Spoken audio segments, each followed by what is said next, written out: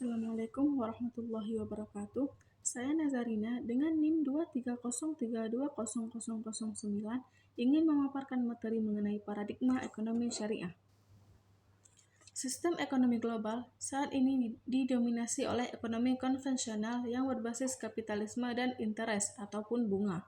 Kapitalisme yang mengedepankan kebebasan pasar tanpa batas serta pengejaran keuntungan pribadi telah melahirkan praktik ekonomi yang eksploitatif. Salah satu instrumen utamanya adalah bunga, yang diterapkan dalam hampir semua produk keuangan, mulai dari kredit konsumsi hingga instrumen investasi global. Sistem ini terbukti menimbulkan berbagai masalah struktural, seperti krisis keuangan berulang, kesenjangan sosial yang semakin lebar antara si kaya dan si miskin, eksploitasi sumber daya alam secara berlebihan tanpa mempertimbangkan keberlanjutan lingkungan, serta praktik riba yang memberatkan masyarakat kecil. Dalam sistem bunga, risiko lebih banyak ditanggung oleh debitur, sementara kreditur mendapatkan keuntungan tetap tanpa berbagi risiko. Akibatnya, terjadi akumulasi kekayaan pada segelintir pihak dan kemiskinan struktural di kalangan mayoritas. Sebagai alternatif yang komprehensif, ekonomi syariah hadir sebagai sistem ekonomi yang berlandaskan nilai-nilai Islam, yaitu keadilan, kesejahteraan bersama, dan larangan terhadap praktik yang merugikan seperti riba, gharar, dan maisir.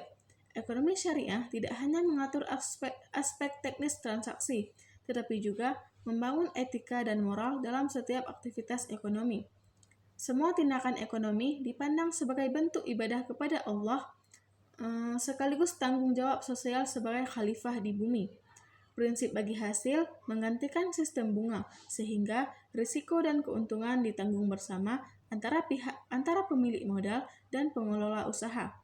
Hal ini mendorong hubungan yang lebih adil, transparan, dan berorientasi pada sektor real, bukan spekulasi keuangan semu.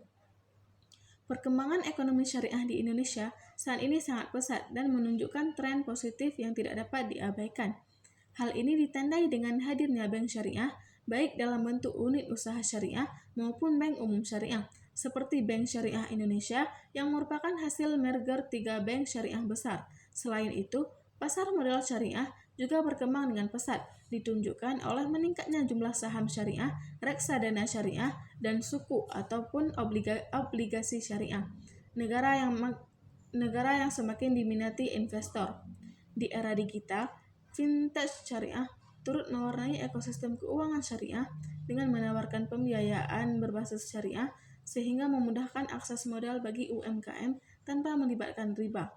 Tidak hanya itu, industri halal juga menjadi sektor unggulan, mencakup makanan halal, komestik halal, farmasi halal, fashion muslim, pariwisata ramah muslim, hingga media dan rekreasi berbasis nilai-nilai Islam. Namun, di balik pertumbuhan yang menggembirakan tersebut, terdapat tantangan besar yang harus diatasi. Pemahaman masyarakat, akademisi, dan praktik ekonomi mengenai paradigma, metodologi, dan rancangan bangun ekonomi syariah masih perlu diperdalam agar dapat diimplementasikan secara utuh dan tidak sekadar formalitas. Banyak pihak yang memahami ekonomi syariah sebatas pada pelarangan riba, tanpa memahami struktur sistemiknya yang mencakup distribusi kekayaan melalui zakat, pengelolaan wakaf produktif, larangan menimbun kekayaan, serta pentingnya transaksi yang berbasis aset real. Akibatnya, praktik ekonomi syariah seringkali hanya menjadi tapis syariah, di mana akad-akad syariah digunakan, tetapi roh keadilan dan transparansi belum sepenuhnya terwujud.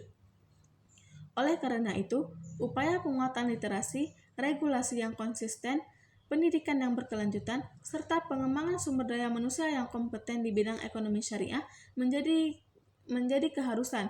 Hanya dengan pemahaman yang mendalam dalam komprehensif, ekonomi syariah dapat menjadi solusi nyata bagi permasalahan ekonomi global dan nasional, serta mampu mewujudkan kesejahteraan yang berkah untuk semua. Yang berikutnya itu pengertian paradigma ekonomi syariah. Secara etimologis, istilah paradigma berasal dari bahasa Yunani, paradigma, yang berarti pola, model, atau kerangka acuan. Dalam perkembangan ilmu pengetahuan, paradigma didefinisikan sebagai suatu keseluruhan keyakinan, nilai-nilai, asumsi-asumsi dasar, dan teknik-teknik yang dianut bersama oleh suatu komunitas ilmiah dalam memandang realitas dan memecahkan masalah. Paradigma berfungsi sebagai lensa intelektual yang membentuk cara berpikir, menentukan metodologi, serta menjadi tolak ukur kebenaran dalam suatu disiplin ilmu. Dengan demikian, paradigma tidak hanya berisi prosedur teknis, tetapi juga nilai-nilai fundamental yang menjadi landasan etis dan filosofis dari suatu sistem. Dalam konteks ekonomi syariah, paradigma diartikan sebagai suatu kerangka berpikir yang komprehensif, yang memuat asumsi dasar, nilai-nilai spiritual, konsep-konsep ekonomi, serta metode operasional dalam melihat, menganalisis, dan menyelesaikan persoalan-persoalan ekonomi. Paradigma ini tidak lahir dari pemikiran manusia semata, melainkan bersumber dari wahyu ilahi, yaitu Al-Quran dan Sunnah, serta diperkaya melalui ijtihad para ulama dan pemikir muslim sepanjang masa. Oleh karena itu, paradigma ekonomi syariah memiliki ciri khas yang membedakannya secara fundamental dari paradigma ekonomi konvensional atau kapitalis, sosialis maupun Keynesian yang berbasis pada rasionalisme, materialisme, dan utilitarianisme. Paradigma ekonomi syariah adalah cara pandang yang holistik dan integralistik tentang seluruh aktivitas ekonomi manusia. Ia memandang bahwa kegiatan ekonomi mulai dari produksi, distribusi, konsumsi, hingga pertukaran tidak dapat dipisahkan dari nilai-nilai ketuhanan atau tauhid, moralitas, dan tanggung jawab sosial. Yang artinya, setiap tindakan ekonomi bukan semata-mata didorong oleh keinginan mencari laba sebesar-besarnya atau kepuasan pribadi, melainkan juga sebagai bentuk ibadah kepada Allah dan pengabdian sebagai khalifah atau pengelola di muka bumi.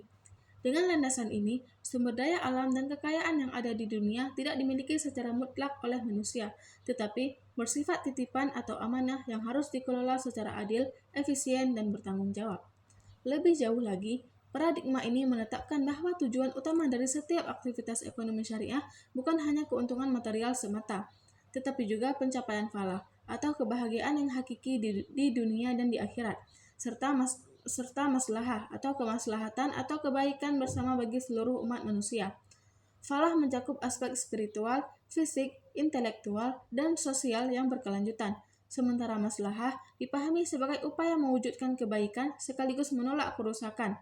Dengan orientasi ini, ekonomi syariah menolak segala bentuk eksploitasi, ketidakadilan, penumpukan kekayaan pada segelintir orang, serta praktik ekonomi yang merusak lingkungan dan hubungan sosial. Karena itu, larangan terhadap riba, gharar, maisir, dan berbagai bentuk kezaliman lainnya menjadi konsekuensi logis dari paradigma ini. Dengan demikian, pengertian paradigma ekonomi syariah tidak bisa direduksi sekedar sebagai sistem ekonomi tanpa bunga atau sebagai versi syariah dari sistem kapitalis. Paradigma ini merupakan suatu bangunan ilmu yang utuh, berlandaskan tauhid, berorientasi akhirat, beretika, dan berkeadilan. Kelahirannya adalah respon terhadap krisis multidimensional yang ditimbulkan oleh sistem ekonomi konvensional, sekaligus tawaran solusi yang manusiawi, berkelanjutan, dan penuh keberkahan. Pemahaman yang mendalam tentang paradigma ini menjadi prasyarat mutlak bagi siapapun yang ingin mempelajari, mengembangkan, dan mengamalkan ekonomi syariah secara benar dan konsisten.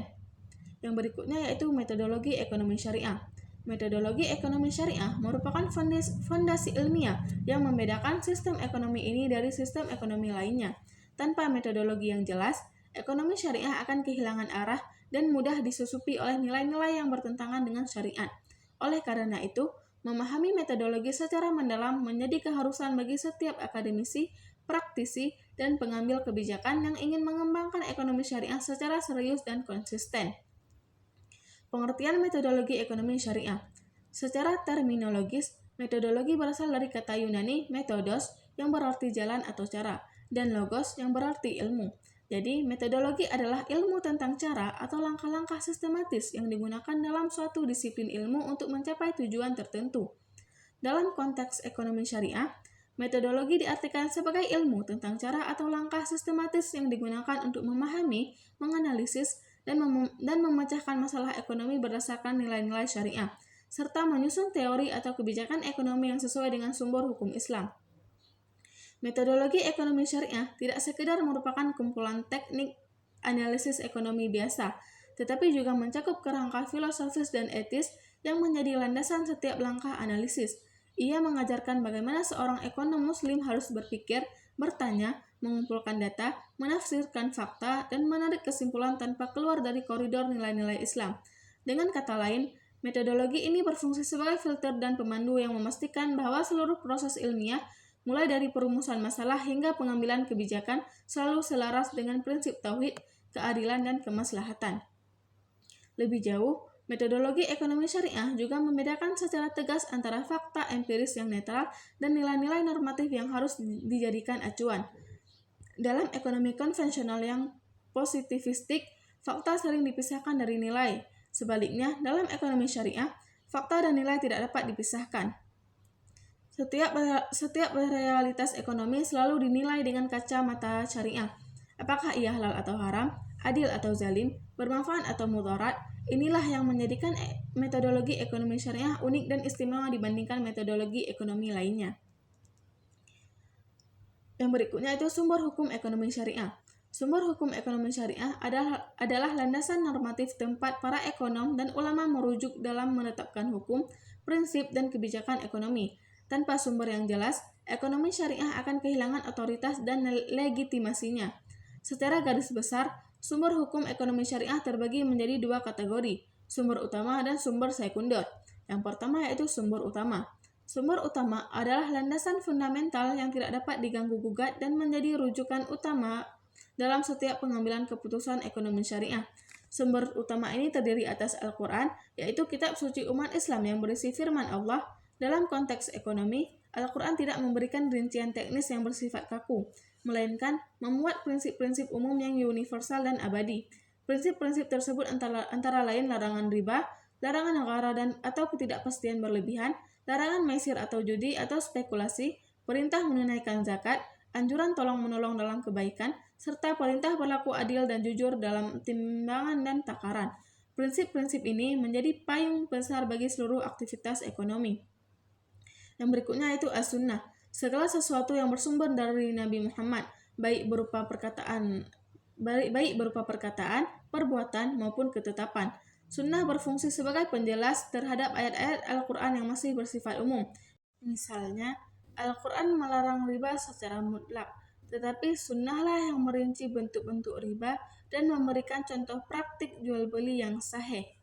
Hadis-hadis Nabi tentang larangan menjual barang yang belum dimiliki, larangan dua transaksi dalam satu akad, serta tuntunan tentang bagi hasil atau mudharabah menjadi rujukan penting dalam metodologi ekonomi syariah. Sumber yang kedua yaitu sumber sekunder. Sumber sekunder adalah instrumen ijtihad yang digunakan untuk menetapkan hukum atas perkara-perkara baru yang tidak secara eksplisit disebutkan dalam Al-Quran dan Sunnah. Sumber sekunder ini bersifat dinamis dan fleksibel, namun tidak boleh bertentangan dengan sumber utama. Yang termasuk sumber sekunder yang pertama yaitu ijma'. Ijma' adalah kesepakatan seluruh ulama mujtahid pada suatu masa tertentu tentang suatu hukum syariah.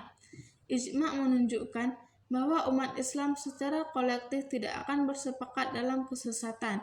Contoh dalam ekonomi syariah adalah kesepakatan ulama tentang bolehnya akad murahabah atau jual beli dengan menyebutkan harga pokok dan keuntungan, meskipun tidak secara eksplisit disebut dalam Al-Quran, karena ia merupakan bentuk jual beli yang sah. Yang kedua yaitu qiyas, yaitu menyamakan suatu kasus baru yang tidak ada nasnya dengan kasus lama yang sudah ada nasnya, karena memiliki kesamaan ilat atau sebab hukum. Misalnya, minuman keras diharamkan karena memabukkan, maka berdasarkan qiyas, segala jenis minuman atau zat apapun yang memabukkan juga diharamkan. Dalam ekonomi syariah, qiyas digunakan misalnya untuk mengharamkan transaksi derivatif yang syarat spekulasi karena memiliki ilat yang sama dengan maisir atau judi. Yang kedua yaitu urf ataupun adat kebiasaan. Kebiasaan baik yang berlaku di masyarakat selama tidak bertentangan dengan nas syariah, prinsipnya adalah al-'adah ataupun adat dapat menjadi pertimbangan hukum. Contoh dalam akad jual beli. Kebiasaan masyarakat tentang cara serah terima barang di pasar tradisional dapat diakui sebagai bentuk sebagai bagian dari kesepakatan asal, selama tidak mengandung riba ataupun gharar. Yang berikutnya yaitu maslahah atau mursalah atau kemaslahatan umum. Segala sesuatu yang mendatangkan kebaikan dan menolak kerusakan, tetapi tidak disebutkan secara tegas dalilnya. Prinsip ini didasarkan pada kaidah darul mafasid muqaddamun ala bil masalih, atau menolak kerusakan lebih didahulukan daripada mengambil kemanfaatan. Contoh dalam ekonomi syariah adalah pembentukan lembaga pengawas syariah di bank syariah, regulasi vintage syariah, dan kebijakan pemerintah melarang praktik monopoli atau ihtikar. Karena semua itu mendatangkan maslahah atau kebaikan bagi masyarakat luas meskipun tidak ada nas khusus yang memerintahkannya secara eksplisit. Dengan adanya hierarki sumber hukum ini, metodologi ekonomi syariah menjadi sistematis, terstruktur, dan tidak mudah terombang-ambing oleh perubahan zaman. Sumber utama memberikan prinsip tetap, sementara sumber sekunder memberikan ruang ijtihad yang dinamis. Berikutnya karakteristik metodologi ekonomi syariah. Metodologi ekonomi syariah memiliki sejumlah karakteristik khas yang membedakannya dari metodologi ekonomi konvensional. Karakteristik ini mencerminkan identitas dan keunikan paradigma ekonomi syariah itu sendiri. Yang pertama yaitu integratif. Metodologi ekonomi syariah bersifat integratif. Artinya, ia secara sadar dan sistematis mengintegrasikan 3 pilar utama, yaitu wahyu, Al-Quran dan Sunnah, akal, dan realitas sosial. Tidak seperti ekonomi konvensional yang hanya mengandalkan akal dan data empiris. Ekonomi syariah selalu merujuk pada wahyu sebagai sumber nilai tertinggi. Akal digunakan untuk memahami wahyu dan menganalisis realitas, sementara realitas sosial menjadi bahan uji bagi penerapan hukum syariah agar tidak terjebak dalam idealisme yang tidak aplikatif. Integrasi ini menghasilkan hukum ekonomi yang tidak hanya benar secara teologis, tetapi juga rasional dan relevan dengan kebutuhan masyarakat. Yang kedua, normatif dan empiris. Metodologi ekonomi syariah tidak bisa hanya bersifat normatif atau mengatur tentang apa yang seharusnya tanpa dibuktikan dalam kenyataan. Juga tidak bisa hanya empiris atau mendeskripsikan fakta apa adanya tanpa paduan moral. Ia bersifat normatif sekaligus empiris, artinya di satu sisi ia menetapkan cita-cita ideal berupa keadilan, kesejahteraan, dan kebebasan dari riba. Di sisi lain, ia juga turun ke lapangan untuk mengkaji bagaimana kondisi real masyarakat, mencari solusi praktis, dan mengukur dampak kebijakan. Misalnya, larangan riba adalah nilai normatif, namun metodologi empiris digunakan untuk meneliti bagaimana dampak penghapusan riba terhadap pertumbuhan UMKM dan stabilitas keuangan. Dengan demikian, metodologi ekonomi syariah tidak pernah lepas dari realitas, namun juga tidak pernah kehilangan kompas moralnya. Yang ketiga yaitu holistik. Holistik berarti metodologi ekonomi syariah memperhatikan seluruh aspek kehidupan manusia secara utuh dan terpadu, bukan hanya aspek material semata. Dalam pandangan ekonomi syariah, manusia bukanlah sekedar homo economicus atau makhluk ekonomi yang rasional dan serakah, tetapi hamba Allah yang memiliki dimensi spiritual, intelektual, fisik, sosial, dan lingkungan.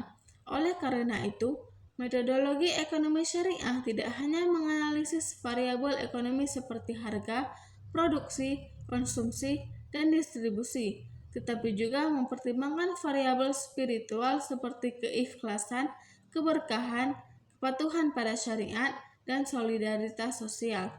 Contoh konkretnya yaitu ketika menilai keberhasilan suatu proyek ekonomi syariah tidak hanya melihat laba finansial, tetapi juga seberapa besar kontribusinya terhadap pengentasan kemiskinan, pelestarian lingkungan, serta peningkatan kesadaran beragama. Yang keempat yaitu berkeadilan. Karakteristik paling mendasar dari metodologi ekonomi syariah adalah penekanannya pada keadilan dan penolakan terhadap segala bentuk eksploitasi. Keadilan dalam ekonomi syariah bukan sekadar keadilan prosedural, tetapi juga keadilan distribusi dan substantif. Artinya, sistem ekonomi harus memastikan bahwa kekayaan tidak hanya beredar di kalangan orang kaya saja, melainkan menjangkau seluruh lapisan masyarakat. Metodologi ekonomi syariah secara sistematis menolak mekanisme yang menyebabkan ketidakadilan, seperti riba yang membuat orang miskin semakin terjerat utang, gharar yang merugikan salah satu pihak, monopoli yang menguasai harga, serta penimbunan barang yang menyebabkan kelangkaan buatan. Sebaliknya, metodologi ini mendorong distribusi kekayaan melalui zakat, infak, sedekah, wakaf, serta skema bagi hasil yang berkeadilan di mana risiko ditanggung bersama antara pemilik modal dan pengelola usaha. Dengan karakteristik ini, ekonomi syariah hadir sebagai sistem yang membela kaum lemah, melindungi hak-hak buruh, menjaga keseimbangan ekosistem, dan melarang praktik-praktik yang merugikan masyarakat luas. Yang berikutnya, pendekatan dalam ekonomi syariah. Pendekatan dalam ekonomi syariah merujuk pada perspektif atau sudut pandang yang digunakan untuk memahami, menganalisis, dan merumuskan solusi atas permasalahan ekonomi. Karena ekonomi syariah bersifat multidimensi, diperlukan beragam pendekatan yang saling melengkapi agar hasil analisis tidak parsial dan keliru. Setidaknya terdapat 4 pendekatan utama yang menjadi ciri khas metodologi ekonomi syariah. Pendekatan yang pertama yaitu pendekatan normatif deduktif. Pendekatan normatif deduktif adalah pendekatan yang berangkat dari teks-teks suci Al-Quran dan Sunnah sebagai premis mayor, kemudian diturunkan atau dideduksi menjadi hukum-hukum dan kebijakan ekonomi yang lebih spesifik. Dalam pendekatan ini, nilai-nilai universal seperti larangan riba, keharusan keadilan, dan perintah menunaikan zakat menjadi titik tolak utama. Setelah prinsip normatif ini ditetapkan, barulah dilakukan penalaran logis untuk menerapkannya pada berbagai kasus ekonomi kontemporer. Misalnya, Al-Quran secara tegas melarang riba. Berdasarkan prinsip normatif ini, para ekonom syariah kemudian mendeduksikan bahwa semua produk keuangan seperti pinjaman berbunga, obligasi konvensional, dan instrumen derivatif yang mengandung unsur riba tidak boleh digunakan. Selanjutnya, mereka mencari alternatif yang sesuai, seperti akad mudharabah atau bagi hasil dan murahabah atau jual beli dengan margin keuntungan. Pendekatan ini sangat penting karena memastikan bahwa ekonomi syariah tidak kehilangan akar teologisnya dan tetap setia pada sumber utamanya. Namun kelemahannya adalah jika hanya menggunakan pendekatan ini tanpa pendekatan lain, ia bisa menjadi terlalu idealis dan sulit diterapkan dalam realitas yang kompleks. Yang kedua, pendekatan historis empiris. Pendekatan historis empiris adalah pendekatan yang mengkaji praktik-praktik ekonomi pada masa lalu, terutama pada masa Rasulullah dan para Khulafaur Rasyidin, serta perkembangan ekonomi syariah di berbagai negara muslim dari waktu ke waktu. Pendekatan ini juga mencakup penelitian lapangan terhadap kondisi ekonomi real masyarakat saat ini.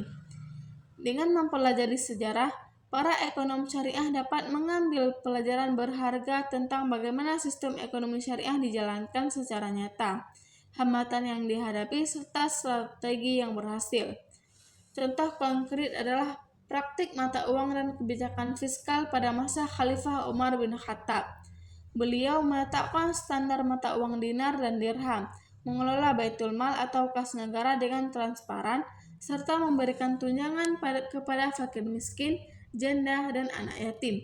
Pendekatan historis juga mempelajari kesuksesan sistem perbankan syariah di Malaysia, Brunei, dan Timur Tengah dalam menghadapi krisis keuangan global. Sementara itu, pendekatan empiris dilakukan melalui survei, wawancara, dan studi kasus untuk memahami perilaku konsumen muslim terhadap produk halal, tingkat literasi keuangan syariah di kalangan UMKM, serta dampak penyaluran zakat produktif terhadap pengentasan kemiskinan. Dengan menggabungkan sejarah dan fakta lapangan, pendekatan ini mencegah ekonomi syariah menjadi sekadar utopia yang indah namun tidak membumi. Yang ketiga yaitu pendekatan komparatif. Pendekatan komparatif adalah pendekatan yang membandingkan ekonomi syariah dengan sistem ekonomi lain, terutama kapitalisme dan sosialisme, serta dengan berbagai mazhab pemikiran ekonomi konvensional. Tujuan dari pendekatan ini bukanlah untuk mencari kelemahan sistem lain, melainkan untuk menemukan keunggulan relatif ekonomi syariah, serta mengidentifikasi praktik-praktik baik dari sistem lain yang tidak bertentangan dengan syariah dan dapat diadopsi. Misalnya, dari sistem kapitalis, ekonomi syariah dapat belajar tentang mekanisme pasar, efisiensi alokasi sumber daya, dan pentingnya inovasi. Namun, ekonomi syariah menolak asas kepentingan pribadi tanpa batas dan bunga sebagai instrumen utama. Dari sistem sosialis, ekonomi syariah dapat belajar tentang pentingnya pemerataan distribusi dan peran negara dalam melindungi masyarakat lemah. Namun, ekonomi syariah menolak nasionalisasi penuh atas alat-alat produksi karena Islam mengakui hak kepemilikan pribadi selama tidak disalahgunakan. Dengan pendekatan komparatif, ekonomi syariah dapat menunjukkan posisi tengahnya yang moderat, tidak ekstrim kanan maupun ekstrim kiri, serta mampu mengambil solusi-solusi terbaik dari berbagai sistem tanpa kehilangan identitas keislamannya. Yang keempat yaitu pendekatan interdisipliner. Pendekatan interdisipliner adalah pendekatan yang menggabungkan berbagai disiplin ilmu dalam menganalisis masalah ekonomi syariah. Ekonomi syariah tidak dapat dipahami secara utuh hanya dengan ilmu ekonomi semata, karena ia juga menyentuh aspek hukum Islam, tasawuf, sosiologi, politik, dan bahkan psikologi. Contoh implementasi pendekatan interdisipliner adalah ketika menganalisis efektivitas zakat dalam mengurangi kemiskinan. Seorang ekonom syariah tidak cukup hanya menghitung besaran dana zakat yang terkumpul dan didistribusikan. Ia juga perlu memahami hukum fikih tentang mustahik dan ketentuan zakat atas aset produktif. Selain itu, ia perlu memahami sosiologi komunitas miskin, apa akar masalah kemiskinannya, bagaimana struktur sosial dan budaya setempat, serta faktor-faktor non-ekonomi apa yang menghambat pemberdayaan. Ia juga perlu memahami psikologi mustahik, seperti rasa malu menerima bantuan, motivasi untuk berusaha mandiri, atau potensi rasa ketergantungan. Dengan pendekatan interdisipliner, analisis yang dihasilkan menjadi lebih kaya, mendalam, dan solusinya lebih tepat sasaran. Tanpa interdisipliner, ekonomi syariah akan menjadi ilmu yang kering dan kehilangan ruh humanismenya. Kelima pendekatan tersebut, normatif deduktif, historis empiris, komparatif, dan interdisipliner tidak berdiri sendiri. Dalam praktiknya, para ekonom syariah menggunakan keempatnya secara simultan dan bergantian, saling melengkapi dan mengoreksi. Dengan demikian, metodologi ekonomi syariah menjadi kokoh, dinamis, dan aplikatif. Yang berikutnya yaitu tujuan metodologi ekonomi syariah. Setiap metodologi ilmiah pasti memiliki tujuan yang ingin dicapai. Demikian pula dengan metodologi ekonomi syariah. Tujuan-tujuan ini bersifat hierarkis, mulai dari yang paling mendasar hingga yang paling luhur. Secara terperinci, tujuan metodologi ekonomi syariah adalah sebagai berikut. Yang pertama yaitu menghasilkan kerangka berpikir yang sistematis dalam merumuskan hukum ekonomi syariah. Tujuan pertama dan paling mendasar adalah menyediakan kerangka berpikir yang sistematis, logis, dan teratur bagi para ulama, ekonom, dan praktisi dalam merumuskan hukum ekonomi syariah. Tanpa kerangka yang sistematis, penetapan hukum ekonomi akan bersifat acak, subjektif, dan sulit dipertanggungjawabkan. Metodologi mengajarkan langkah-langkah baku, menentukan masalah ekonomi yang dihadapi, menelusuri nas Al-Quran dan Sunnah yang relevan, Jika tidak ditemukan, maka melakukan ijtihad melalui ijma', qiyas, urf, atau maslahah mursalah, kemudian merumuskan hukum, dan terakhir menguji penerapannya. Dengan sistematika ini, fatwa ekonomi syariah dan dari berbagai lembaga menjadi lebih konsisten, terstandarisasi, dan dapat dijadikan rujukan bersama. Yang kedua yaitu menjaga konsistensi antara nilai-nilai ilahiyah dan penerapan ekonomi. Tujuan penting lainnya adalah menjaga konsistensi atau kesesuaian antara nilai-nilai ilahiyah yang terkandung dalam Al-Quran dan Sunnah dengan penerapan ekonomi di dunia nyata. Seringkali terjadi kesenjangan antara teori atau nilai ideal dan praktik atau realitas di lapangan. Metodologi ekonomi syariah berfungsi sebagai jembatan yang memastikan bahwa setiap kebijakan ekonomi, setiap produk keuangan, dan setiap perilaku bisnis tidak menyimpang dari nilai-nilai tauhid, keadilan, dan kemaslahatan. Misalnya, ketika bank syariah mengeluarkan produk kartu kredit syariah, metodologi memastikan bahwa akad yang digunakan benar-benar bebas dari riba dan gharar, serta ada mekanisme pengawasan yang ketat. Tanpa metodologi yang menjaga konsistensi, praktik ekonomi syariah rentan terhadap penyalahgunaan dan sekadar menjadi label tanpa substansi. Yang ketiga yaitu memberikan solusi atas permasalahan ekonomi modern tanpa keluar dari koridor syariah. Dunia modern terus melahirkan berbagai bentuk transaksi ekonomi baru yang tidak pernah dikenal pada masa Nabi Muhammad. Contohnya adalah cryptocurrency, derivatif keuangan, option trading, initial coin offering, dan berbagai instrumen investasi digital.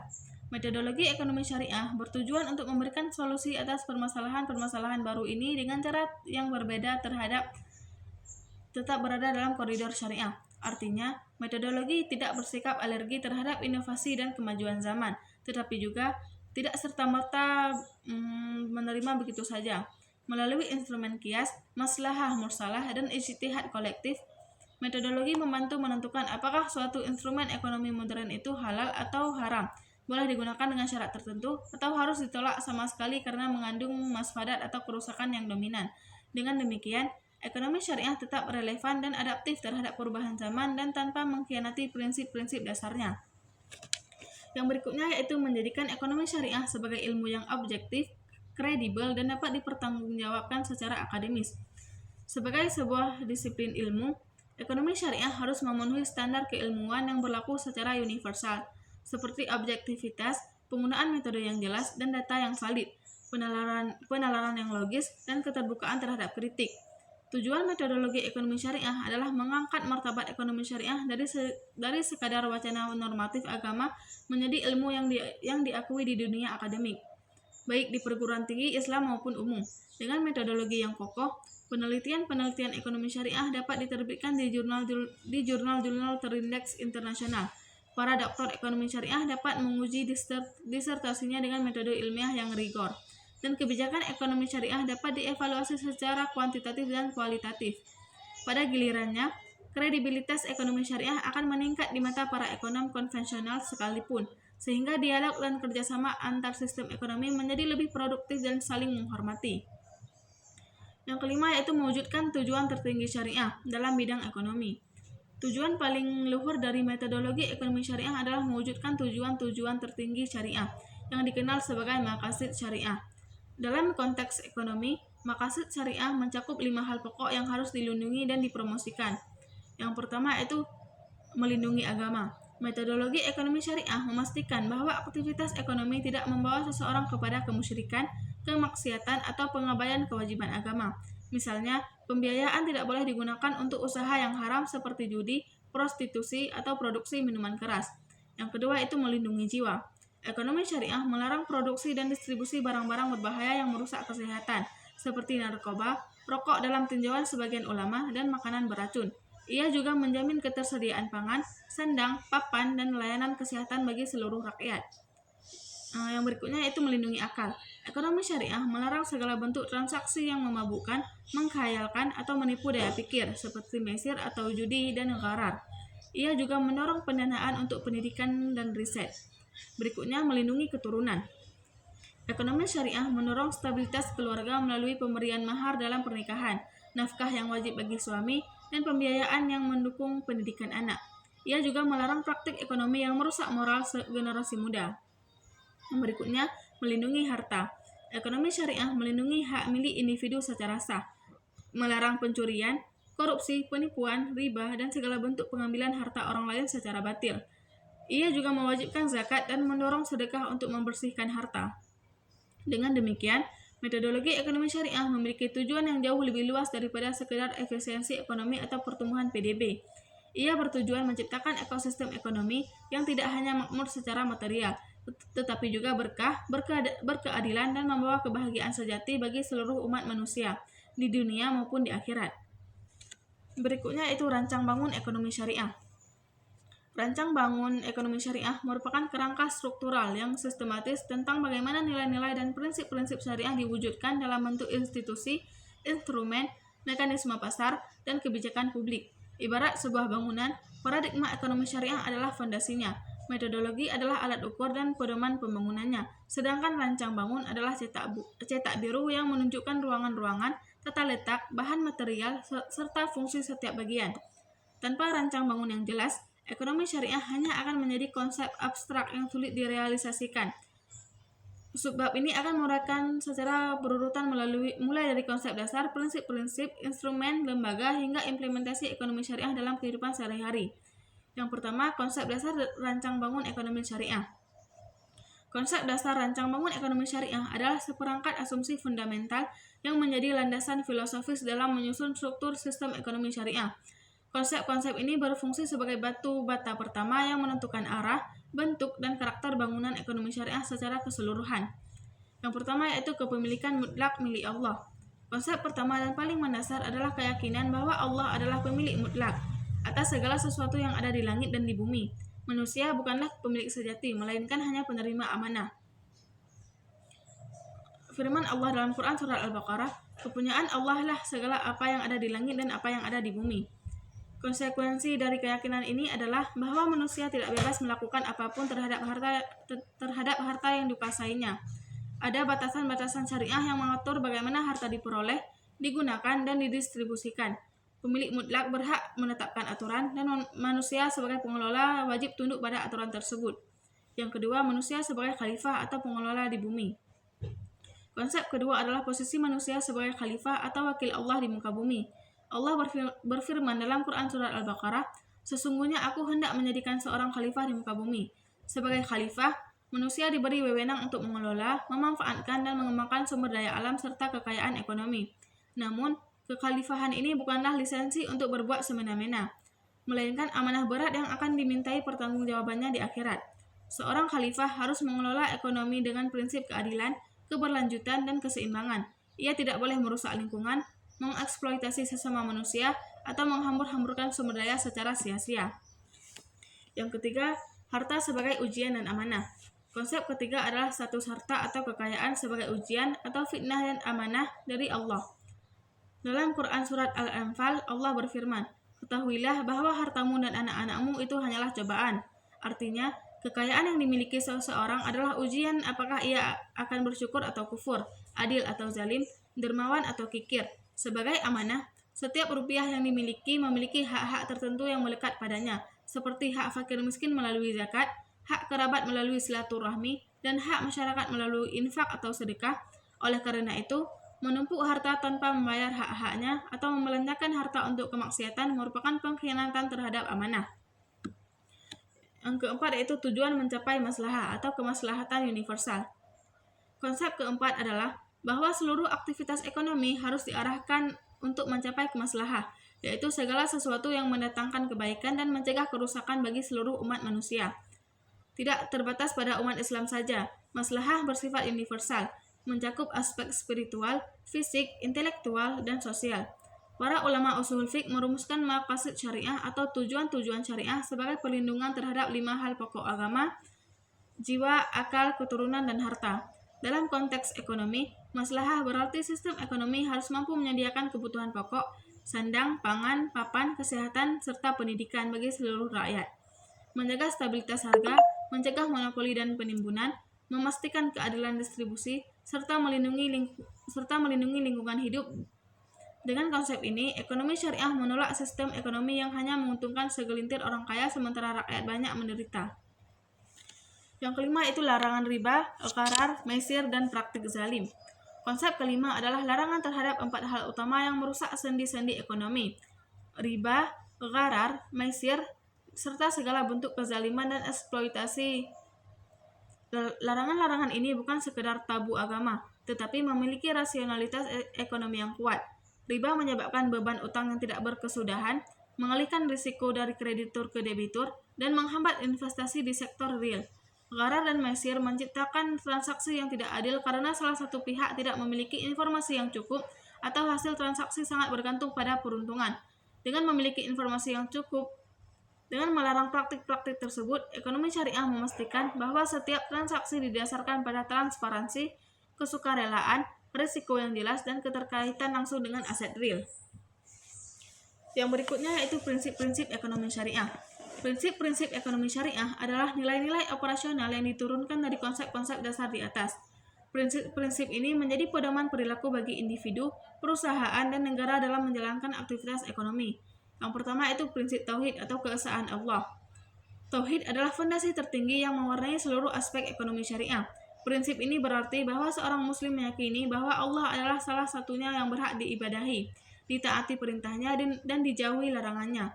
Dalam konteks ekonomi, prinsip tauhid memberikan kesadaran bahwa setiap aktivitas ekonomi seperti bekerja, berdagang, berinvestasi, atau membelanjakan harta adalah bagian dari ibadah kepada Allah. Oleh karena itu, seorang muslim tidak akan mencari keuntungan dengan cara-cara yang haram, tidak akan menipu pembeli, tidak akan riba, dan tidak akan menyembunyikan cacat barang. Ia merasa diawasi oleh Allah dan akan mempertanggungjawabkan setiap tindakan ekonominya di hari kiamat. Yang kedua yaitu prinsip keadilan. Keadilan adalah prinsip sentral dalam ekonomi syariah. Kata dan derivasinya disebut puluhan kali dalam Al-Quran. Keadilan dalam ekonomi memiliki 3 dimensi. Pertama, keadilan dalam pertukaran, yaitu setiap transaksi harus dilakukan dengan sukarela, tanpa paksaan, penipuan, atau ketidakseimbangan informasi. Kedua, keadilan dalam distribusi, yaitu kekayaan tidak boleh beredar hanya di kalangan orang kaya saja, dan negara harus menjamin bahwa kebutuhan dasar semua warga terpenuhi. Yang ketiga, keadilan dalam perlakuan, yaitu setiap pihak yang terlibat dalam kegiatan ekonomi mendapatkan haknya secara proporsional. Buruh mendapat upah yang layak sebelum keringatnya kering, konsumen mendapat barang yang sesuai spesifikasi, investor mendapat keuntungan yang wajar, dan alam tidak dirusak demi keuntungan jangka pendek. Yang ketiga yaitu prinsip kebebasan bertindak dengan batasan halal. Ekonomi syariah mengakui hak individu untuk memiliki harta, memiliki profesi, melakukan transaksi, dan mengembangkan usaha. Islam menghargai inisiatif swasta dan kompetisi yang sehat. Namun, kebebasan ini tidak mutlak, melainkan terikat dengan batasan halal haram. Prinsip ini berbeda dengan kapitalisme yang memberikan kebebasan tanpa batas, yang seringkali berujung pada monopoli, eksploitasi buruh, dan kerusakan lingkungan. Contoh batasan dalam ekonomi syariah yaitu seorang muslim bebas berdagang apapun, tetapi tidak boleh berdagang babi, alkohol, narkoba, atau patung berhala. Ia bebas memberi pinjaman, tetapi tidak boleh mengambil bunga. Ia bebas berspekulasi dalam batas wajar, tetapi tidak boleh melakukan spekulasi berlebihan yang menyerupai perjudian. Yang keempat yaitu prinsip kemitraan dan bagi hasil. Prinsip keempat adalah bahwa kegiatan investasi dan pembiayaan sebaiknya dilakukan melalui akad kemitraan dan bagi hasil, bukan melalui utang berbunga. Dalam mudharabah, pemilik modal menyerahkan modalnya kepada pengelola untuk dijalankan usahanya, dan keuntungan dibagi sesuai nisbah yang disepakati. Sedangkan kerugian finansial ditanggung oleh pemilik modal. Dalam musyarakah, kedua belah pihak bersama-sama menyetorkan modal, bersama-sama mengelola, dan berbagi untung rugi secara proporsional. Prinsip ini sangat penting karena menciptakan hubungan yang adil antara pemilik modal dan pengusaha, mendorong produktivitas, serta menyalurkan dana ke sektor real. Yang kelima yaitu prinsip tanggung jawab sosial. Setiap individu dan korporasi dalam ekonomi syariah memiliki tanggung jawab sosial yang tidak bisa diabaikan. Prinsip ini diwujudkan melalui berbagai instrumen. Zakat yang wajib dikeluarkan oleh setiap muslim yang mampu, infak dan sedekah yang bersifat sukarela, wakaf, serta wasiat dan hibah. Perusahaan syariah tidak hanya mengejar laba, tetapi juga harus memperhatikan kesejahteraan karyawan, kelestarian lingkungan, dan kontribusi kepada masyarakat sekitar. Prinsip ini menolak pandangan bahwa tugas perusahaan hanyalah meningkatkan nilai pemegang saham. Sebaliknya, perusahaan syariah harus melayani semua pemangku kepentingan, termasuk karyawan, konsumen, pemasok, masyarakat, dan juga lingkungan. Yang keenam yaitu prinsip kejujuran, transparansi, dan larangan penipuan. Prinsip ini menuntut setiap pelaku ekonomi untuk jujur dan transparan dalam semua transaksi. Penjual wajib menyebutkan cacat barang, tidak boleh menyembunyikan informasi penting, tidak boleh bersumpah palsu untuk melariskan dagangan, dan tidak boleh melakukan rekayasa permintaan untuk menaikkan harga. Rasulullah bersabda, penjual dan pembeli memiliki pilihan, selama belum berpisah. Jika mereka jujur dan terang-terangan, maka transaksinya diberkahi. Jika mereka menyembunyikan cacat dan berdusta, maka berkah transaksi itu dihilangkan. Prinsip ini menjadikan ekonomi syariah memiliki tingkat kepercayaan yang tinggi, mengurangi biaya transaksi, dan menciptakan pasar yang sehat. Yang berikutnya yaitu instrumen ekonomi syariah. Instrumen ekonomi syariah adalah alat-alat atau mekanisme konkret yang digunakan untuk merealisasikan prinsip-prinsip ekonomi syariah dalam transaksi dan kegiatan ekonomi. Instrumen ini beragam, mulai dari yang bersifat komersial hingga sosial keagamaan. Yang pertama yaitu instrumen bagi hasil. Mudharabah yaitu akad kerjasama antara pemilik modal dan pengelola usaha. Seluruh modal dari pemilik, pengelola berperan sebagai manajer. Keuntungan dibagi sesuai nisbah, misalnya 60/40 ataupun 70/30. Jika rugi, kerugian finansial ditanggung oleh pemilik modal, tetapi kerugian non-finansial seperti waktu dan tenaga ditanggung oleh pengelola. Mudharabah sangat cocok untuk pembiayaan investasi dan modal kerja. Berikutnya itu musyarakah, akad kemitraan di mana dua pihak atau lebih menyetorkan modal, bersama-sama mengelola, dan berbagi untung rugi proporsional. Musyarakah cocok untuk proyek jangka panjang, akuisisi, dan ekspansi usaha besar. Kedua instrumen ini adalah inti dari keuangan syariah karena mendorong keterkaitan dengan sektor real dan berbagi risiko. Yang kedua, instrumen jual beli syariah, yaitu murahabah, yaitu akad jual beli barang di mana penjual menyebutkan harga pokok dan keuntungan yang disepakati. Murahabah sangat populer di perbankan syariah untuk pembiayaan kepemilikan rumah, kendaraan, dan peralatan modal. Nasabah membeli barang dari bank secara tangguh dengan harga yang disepakati di awal. Berikutnya yaitu salam, jual beli barang pesanan dengan pembayaran di muka secara tunai, sementara barang diserahkan kemudian. Salam cocok untuk pembiayaan sektor pertanian, perikanan, dan industri yang membutuhkan modal kerja di awal produksi. Yang berikutnya itu istisna, akad pemesanan pembuatan barang tertentu dengan spesifikasi dan harga yang disepakati. Pembayaran bisa di muka, di tengah, atau di akhir. Istisna digunakan untuk pembiayaan proyek konstruksi, pesawat, kapal, dan barang manufaktur lainnya. Yang ketiga yaitu instrumen sewa atau ijarah. Ijarah adalah akad pemindahan hak guna atau manfaat atas suatu barang atau jasa dalam waktu tertentu dengan pembayaran sewa tanpa pemindahan kepemilikan barang. Ijarah digunakan dalam pembiayaan alat berat, mesin pabrik, properti, dan kendaraan. Akad ini berbeda dengan kredit konvensional karena bank tetap menjadi pemilik aset. Nasabah hanya menyewa dan bank tidak mengambil bunga, tetapi menerima uang sewa sebagai imbalan jasa. Yang keempat yaitu instrumen zakat, infak, sedekah, dan wakaf. Zakat yaitu ibadah maliyah wajib bagi muslim yang memenuhi nisab dan haul. Zakat mal atau harta 2,5% untuk emas, perak, uang, dan perdagangan. Zakat fitrah atau makanan pokok wajib sebelum Idul Fitri. Zakat didistribusikan kepada 8 orang, yaitu fakir, miskin, amil, mu'allaf, riqab atau hamba sahaya, dan gharim, fisabilillah, dan ibnu sabil. Zakat berfungsi sebagai redistribusi kekayaan dan membersihkan harta. Infak dan sedekah, yaitu pemberian sukarela tanpa batasan waktu dan jumlah, baik kepada siapapun dan untuk tujuan apapun yang baik. Infak atau sedekah memperkuat solidaritas sosial. Yang berikutnya itu wakaf, yaitu penahanan harta yang dapat dimanfaatkan hasilnya untuk kepentingan umum. Sementara pokok harta tidak boleh dijual, diwariskan, atau dihibahkan. Wakaf produktif atau wakaf uang, wakaf saham, wakaf tanah untuk kebun dan pabrik sangat potensial untuk mengentaskan kemiskinan dan membiayai pendidikan, kesehatan, dan dakwah. Yang kelima yaitu instrumen suku atau obligasi syariah. Suku adalah sertifikat atau bukti kepemilikan atas suatu aset tertentu atau proyek tertentu, bukan bukti utang seperti obligasi konvensional. Suku diterbitkan berdasarkan akad syariah seperti mudharabah, musyarakah, ijarah, atau salam. Pemegang suku memiliki hak atas pendapatan dan aset yang mendasarinya. Suku negara banyak digunakan untuk membiayai proyek infrastruktur tanpa melibatkan riba. Suku juga diperdagangkan di pasar sekunder. tetapi harus mengikuti aturan syariah untuk menghindari gharar dan maisir. Yang keenam yaitu instrumen asuransi syariah ataupun takaful. Takaful adalah asuransi syariah yang didasarkan pada prinsip tolong-menolong dan saling menanggung. Peserta takaful menyetorkan kontribusi ke dalam dana bersama yang akan digunakan untuk membantu peserta lain yang tertimpa musibah.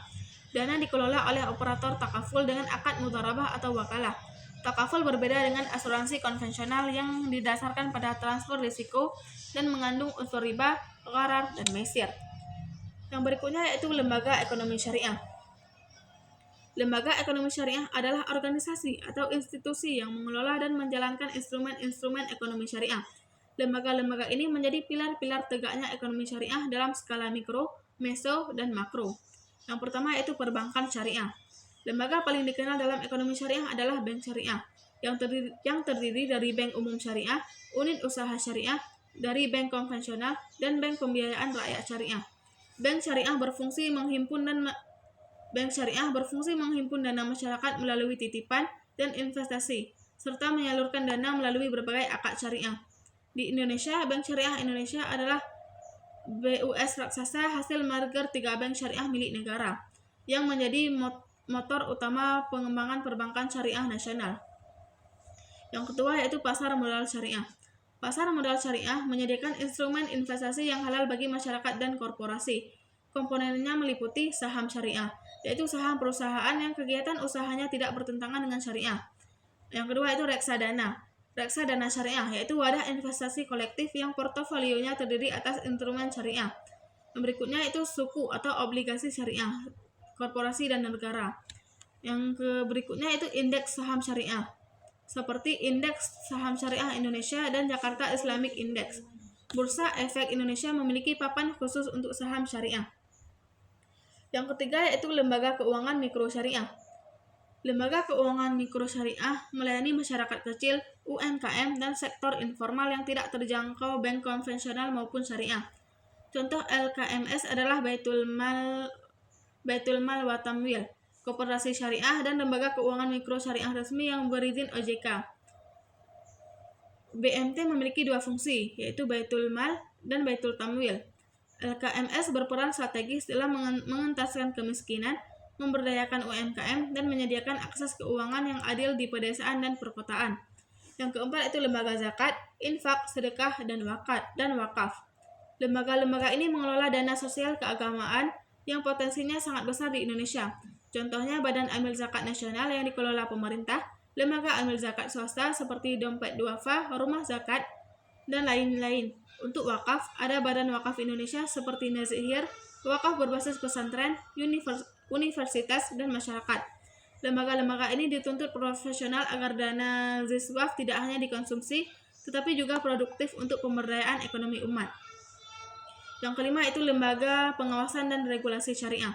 Keberadaan ekonomi syariah membutuhkan kepengawasan ketat agar sesuai syariah. Lembaga-lembaga ini meliputi Dewan Syariah Nasional Majelis Ulama Indonesia yang berwenang mengeluarkan fatwa tentang produk dan praktik keuangan syariah.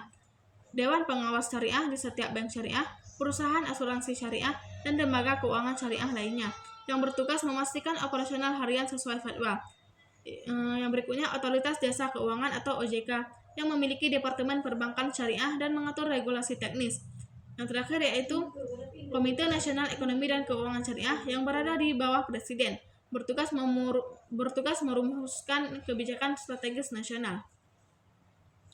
Yang keenam yaitu lembaga ekonomi syariah non-keuangan. Di luar lembaga keuangan, ekonomi syariah juga dijalankan oleh rumah sakit syariah yang menyediakan layanan kesehatan sesuai nilai Islam, bebas riba, dan ramah pasien muslim. Hotel dan restoran syariah yang bersertifikat halal menyediakan fasilitas ibadah, pesantren yang mengembangkan kemandirian ekonomi, serta kawasan industri halal yang dikelola pemerintah daerah. Berikutnya yaitu implementasi ekonomi syariah dalam kehidupan. Implementasi ekonomi syariah bukanlah sekadar teori, melainkan praktik nyata yang dapat dilakukan oleh individu, keluarga, perusahaan, dan negara. Berikut adalah contoh-contoh implementasi di berbagai sektor. Yang pertama, implementasi di sektor real dan bisnis. Usaha halal, yaitu seorang pengusaha muslim wajib memastikan bahwa produk yang dijualnya halal bahannya, proses produksinya, dan distribusinya. Ia juga harus memastikan tidak ada pencampuran barang halal dengan najis atau barang haram. Yang berikutnya itu rantai pasok halal. Perusahaan makanan, kosmetik, dan farmasi membangun sistem rantai pasok yang menjaga kehalalan mulai dari bahan baku, penyimpanan terpisah, transportasi bersih, hingga sertifikat halal dari MUI. Yang berikutnya pariwisata syariah, yaitu destinasi wisata seperti Lombok, Aceh, dan Sumatera Barat mengembangkan pariwisata ramah muslim, menyediakan fasilitas sholat, makanan halal, kolam renang terpisah antara pria dan wanita, serta tidak menyediakan alkohol dan hiburan maksiat. Yang kedua, implementasi di sektor keuangan, seperti rekening bank syariah. Masyarakat dapat membuka rekening tabungan syariah dengan akad wadhi'ah atau titipan atau mudharabah. Dalam akad wadhi'ah, bank menjamin keamanan dana, tetapi tidak memberikan bonus. Dalam mudharabah, nasabah mendapatkan bagi hasil dari pendapatan bank yang diinvestasikan. Berikutnya itu pembiayaan tanpa riba. Pembelian rumah, mobil, atau modal usaha melalui bank syariah dengan akad mudharabah, istithna, atau musyarakah atau kepemilikan bersama yang menurun. Nasabah tidak dibebani bunga, melainkan margin keuntungan yang disepakati di awal. Yang berikutnya itu investasi halal. Masyarakat dapat berinvestasi di reksadana syariah, saham syariah, atau sukuk melalui aplikasi investasi yang telah memiliki DPS. Investor harus rajin memeriksa apakah portofolio investasinya masih sesuai syariah. Yang ketiga itu implementasi di sektor sosial. Penyaluran zakat produktif. Basnas menyalurkan zakat tidak hanya dalam bentuk konsumtif atau sembako, tetapi juga produktif. Modal usaha pedagang kecil, pelatihan keterampilan, beasiswa pendidikan, dan layanan kesehatan gratis. Hal ini memberdayakan mustahik menjadi muzaki, dari penerima menjadi pemberi zakat dalam jangka panjang. Adapun wakaf uang untuk pendidikan dan kesehatan. Nazir atau pengelola wakaf mengumpulkan wakaf uang dari masyarakat, menginvestasikannya secara syariah, dan hasilnya digunakan untuk membangun sekolah, rumah sakit, atau pesantren. Contoh, wakaf uang untuk pengembangan Universitas Islam Indonesia dan berbagai pesantren modern. Adapun koperasi syariah di lingkungan masyarakat. Warga desa atau karyawan perusahaan mendirikan koperasi simpan pinjam syariah dengan akad KAR atau pinjaman kebajikan tanpa bunga dan mudharabah. Koperasi ini menjadi solusi bagi mereka yang terjerat rentenir. Yang keempat, implementasi di kebijakan negara dan pemerintah daerah, yaitu seperti kebijakan fiskal berbasis syariah. Pemerintah Indonesia menerbitkan surat berharga syariah negara atau sukuk negara untuk membiayai proyek infrastruktur seperti jalan tol, jembatan, bandara, dan pembangkit listrik. Sukuk menarik bagi investor yang ingin investasi bebas riba. Adapun regulasi halal. Pemerintah mewajibkan sertifikasi halal untuk produk makanan, minuman, kosmetik, dan obat-obatan yang beredar di Indonesia melalui UU Jaminan Produk Halal. Ini melindungi konsumen muslim sekaligus mendorong industri halal. Ada juga kebijakan moneter syariah. Bank Indonesia memiliki instrumen moneter syariah seperti sertifikat Bank Indonesia Syariah dan fasilitas simpanan Bank Indonesia Syariah yang digunakan untuk mengontrol likuiditas perbankan syariah tanpa bunga. Adapun daerah wisata syariah. Pemerintah provinsi dan kabupaten menetapkan destinasi wisata syariah dengan menyusun pedoman, memberikan pelatihan kepada pelaku usaha, dan melakukan promosi. Aceh, NTB, dan Sumatera Barat sudah berkomitmen mengembangkan pariwisata syariah. Yang kelima yaitu implementasi perilaku individu sehari-hari, yaitu mencari nafkah halal. Seorang muslim tidak hanya mencari pekerjaan dengan gaji tinggi, tetapi juga memastikan pekerjaannya halal. Bukan penjual minuman keras, bukan penghasil riba, bukan bagian dari produksi haram. Berikutnya, belanja halal dan thayyib. Memeriksa label halal pada produk makanan dan kosmetik. Memilih restoran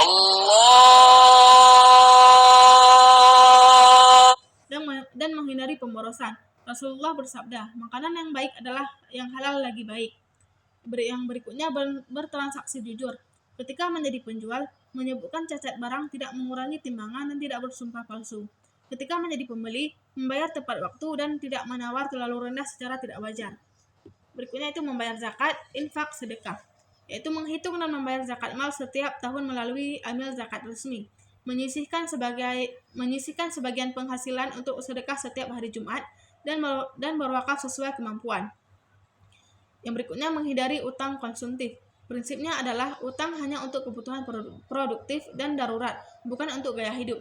Jika terpaksa utang, pilih lembaga keuangan syariah.